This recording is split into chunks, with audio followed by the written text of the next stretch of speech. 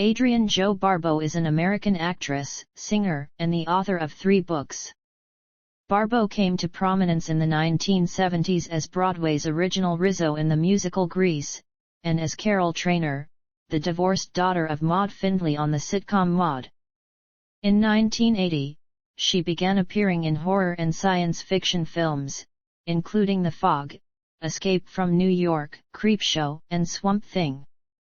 During the 1990s, she became known for providing the voice of Catwoman on Batman, the animated series, and subsequent Batman cartoon series.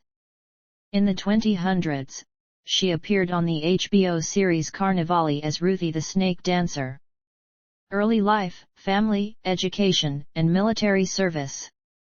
Bernice Frankel was born on May 13, 1922, in Brooklyn, New York City, New York, to Rebecca and Philip Frankel.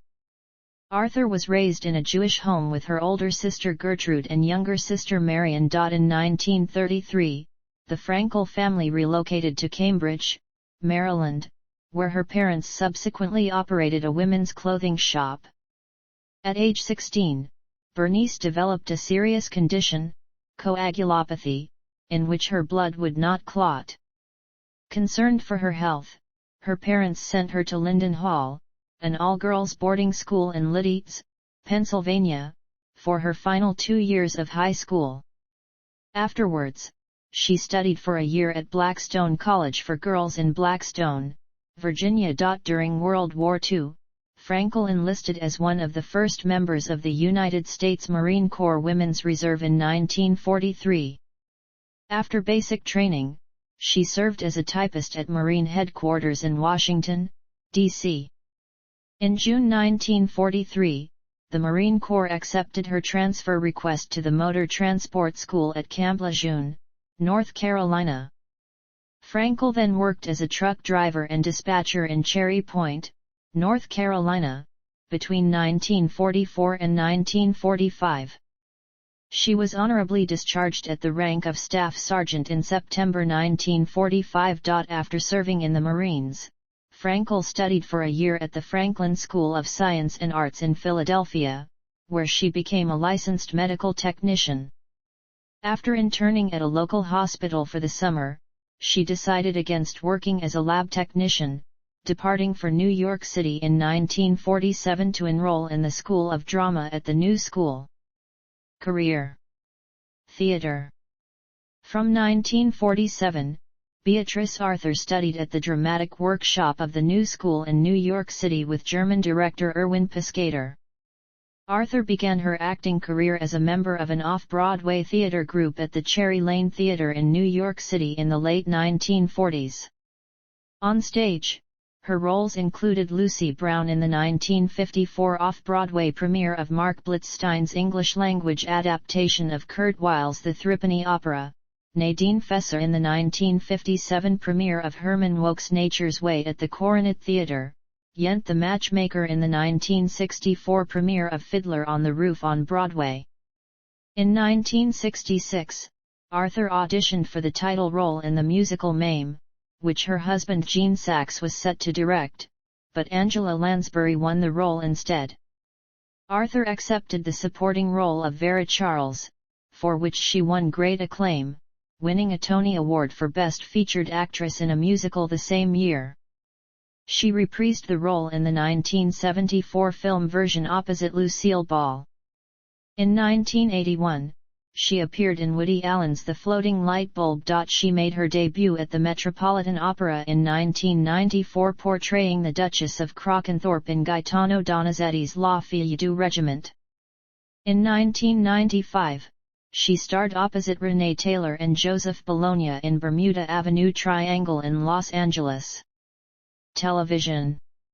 In 1971, Arthur was invited by Norman Lear to guest star on his sitcom All in the Family, as Maude Findlay, the cousin of Edith Bunker. An outspoken liberal feminist, Maude was considered the antithesis to the caricatured reactionary Archie Bunker, who described her as a New Deal fanatic. Nearly 50, Arthur's tart turn on All in the Family impressed viewers as well as executives at CBS who, she would later recall, asked "Who is that girl? Let's give her her own series." That series, Maude, previewed in her second All in the Family appearance. The show, debuting in 1972, found her living in the affluent community of Tuckahoe, Westchester County, New York, with her fourth husband Walter and divorced daughter Carol. Arthur's performance in the role garnered her several Emmy and Golden Globe nominations, winning an Emmy in 1977 for Outstanding Lead Actress in a Comedy Series.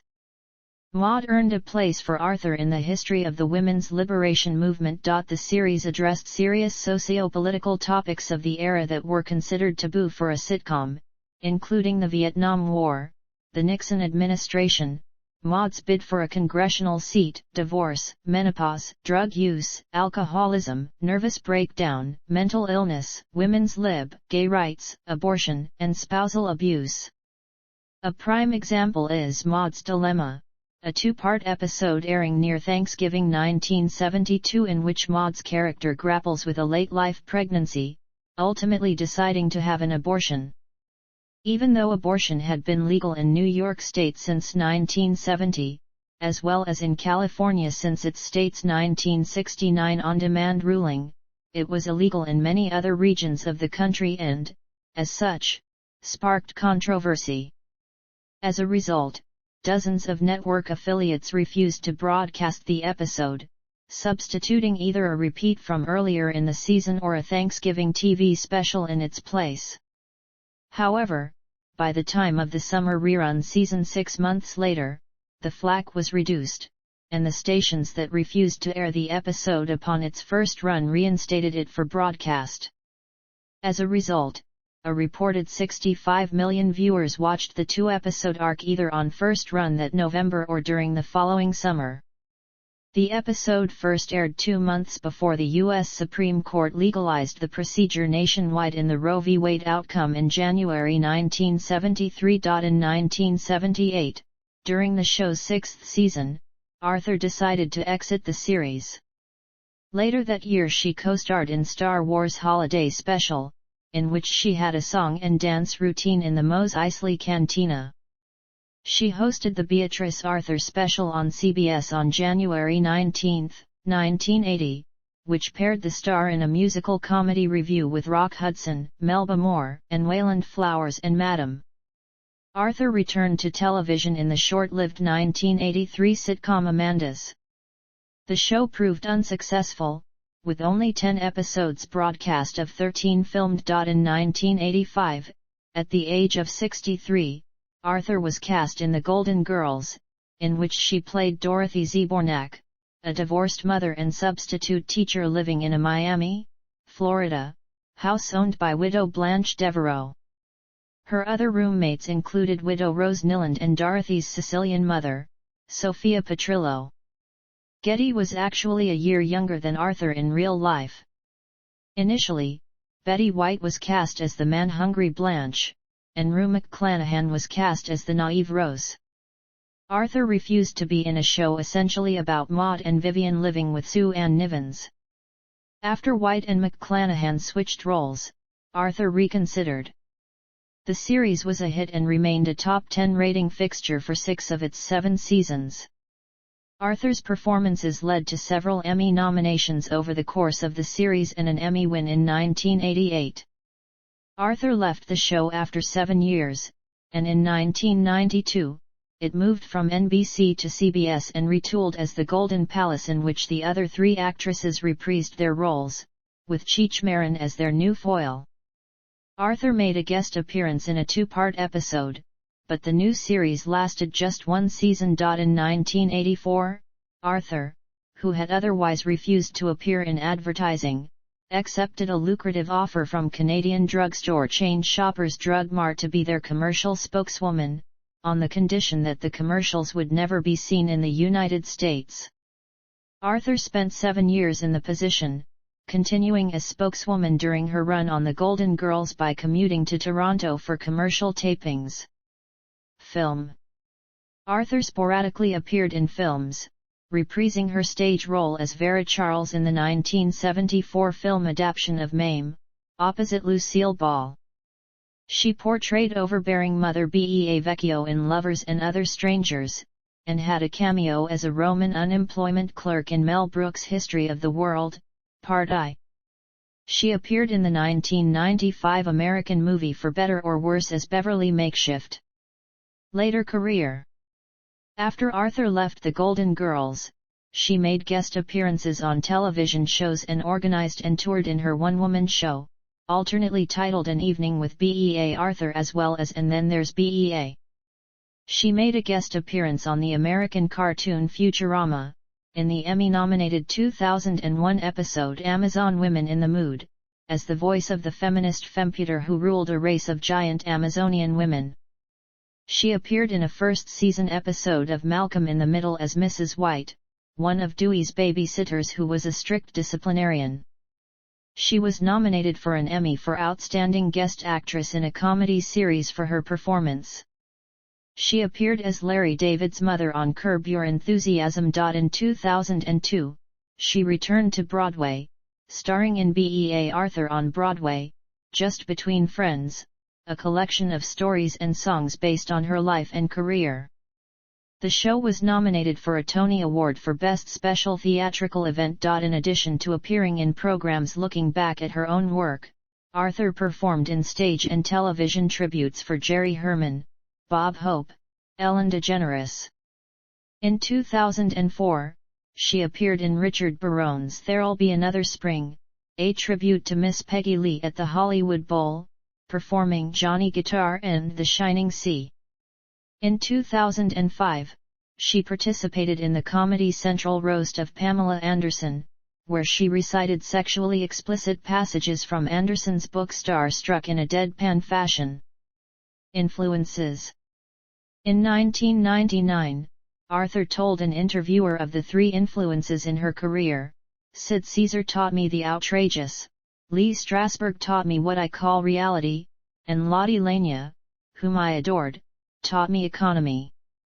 Another source of influence to Arthur was that of famed actress/director Ida Lupino, whom Arthur praised.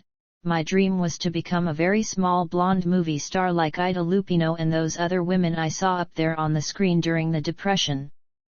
Personal life. Arthur was married twice. Her first marriage took place in 1944, during her time in the military when she wed fellow Marine Robert Allen Ortha, later a screenwriter, television and film producer and director. They divorced 3 years later, but she kept his surname, with the spelling adjusted to Arthur. Shortly after they divorced in 1950, she married director Gene Saks, with whom she adopted 2 sons, Matthew, an actor, and Daniel, a set designer.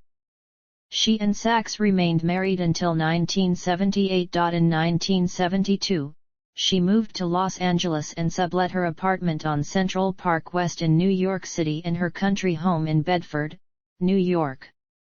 In a 2003 interview, while in London promoting her one-woman show, she described the English capital as her favorite city in the world. Arthur was a longtime champion of equal rights for women and an active advocate of the elderly and Jewish communities in both her major television roles and through her charity work and personal outspokenness. Contrary to the character she played as Maud, she was originally skeptical of the women's rights movement. Following her divorce from Gene Saks, she later adopted the language of that movement. Considered a longtime gay icon, she embraced the gay community that had supported her since the 1970s. Late in life, Arthur took up the cause of LGBTQ and youth homelessness. She raised $40,000 for the Ali Forney Center with one of her final live performances, a revival of her one-woman Broadway show in 2005 after she had fallen ill with cancer. She would go on to advocate for the center until her death, telling Next Magazine, "These kids at the Ali Forney Center are literally dumped by their families because they are lesbian, gay, or transgender. This organization really is saving lives." Arthur was a private and introverted woman according to her friends. She was a particularly close mentor and friend to Adrienne Barbeau, who co-starred with her on Maude for 6 seasons. Barbeau was unavailable to perform regularly on the sitcom during its last season due to her schedule. Nevertheless, the two remained close and stayed in touch for the rest of Arthur's life.